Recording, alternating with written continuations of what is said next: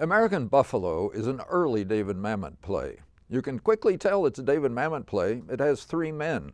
They use a lot of four-letter words.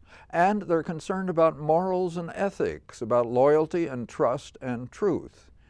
In some ways, it's like a small warm-up for Mamet's great play, Glengarry Glen Ross. Donny Dubrow owns a resale shop. Christy Johnson has stuffed her set for the St. Louis Actors Studio production with junk. When you go, check the address lettered over the door. Donny has sold a valuable American Buffalo nickel to a customer for less than he thinks it might be worth. He wants it back. He's going to have Bobby, the young man who does odd jobs for him, steal it. But when Donny's poker buddy Walter Cole, called Teach, shows up, he convinces Donny that Bobby isn't up to the job. Teach may be right. He seems a little slow, maybe a little drug damaged. He's usually quiet, agreeable, timid, eager to please Donny, obviously a father figure for him. At Actors Studio, Leo Ramsey is all that, a pitiful lump of humanity. Donny agrees to let Teach do the job, but he insists on having another poker pal, Fletcher, join him. Maybe Donny doesn't quite trust Teach. Teach doesn't want Fletcher, doesn't want another split in the take. And that night, when it's time to pull the job, Fletcher doesn't show up. But Bobby does, with another Buffalo nickel that he wants to sell to Donny, and with a story about Fletcher. It's too much for Teach.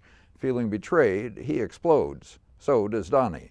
It comes close to being comic. These men are petty thieves, but they keep calling what they are doing business. It's the word that defines the seriousness of what they are doing. And they are serious. This is their life. They depend on it, not just for money, but for self-respect, for the justification of their existence. They're on edge. John Contini's direction keeps them moving, building the tension in the jagged rhythms in Mamet's lines. Peter Mayer's Donny can be almost fatherly to Bobby, firm but not unkind, trying to guide him.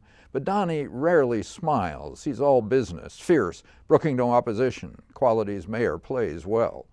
Teach comes in from outside. He has to persuade Donny to let him in on the deal, the business, and to stay in. His insecurity drives him to a violent attack on the weakest one in the trio.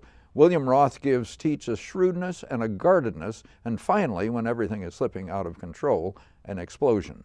These are three fine performances in a fine ensemble. Carla Landis Evans did the costumes and the props. The production keeps the time of the original production, 1975, with a rotary dial telephone, no computers, no flat-screen TVs hanging on the walls. Dalton Robinson did the light design, director Contini the sound, and Sean Shelley the fight choreography. Mamet makes exciting theater. So does Actors Studio. Indeed they do. Yes.